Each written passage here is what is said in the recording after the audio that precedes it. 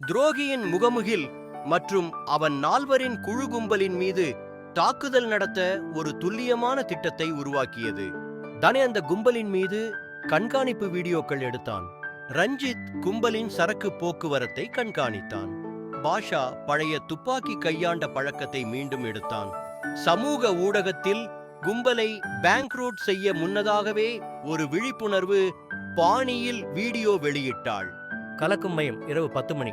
முகிலும் குழுவும் ஒரு களஞ்சியத்தின் மீது திடீரென தாக்கினர். அந்த இடம் கும்பலின் பணம், ஆயுதம் மற்றும் பெண்களை கடத்தும் விவரங்கள் இருந்த முக்கிய மையமாக இருந்தது. ஒரு கண்ணாடி அறையை முகில் திறந்தான். உள்ளே ஒரு நபர் கட்டப்பட்டு இருந்தார். அந்த நபர் கண்ணீர் விட்டபடி சொன்னார், "நீ நம்ம குடும்பத்துக்கே இப்படி ஒரு சோதனை வரும்னு நினைக்கல." அந்த நபர் அவனது மறைந்த சகோதரியின் கணவன் விஷால். விஷால் தான் அந்த கும்பலின் வளர்ச்சிக்கு பின்னால் இருந்த மூளை. முகில் கோபம் கொண்டு அருகே வந்தான்.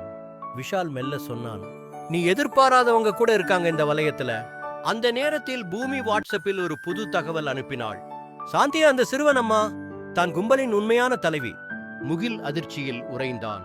சாந்தி பாவமா நடித்தவள் அல்ல, தந்திரமான தலைவி.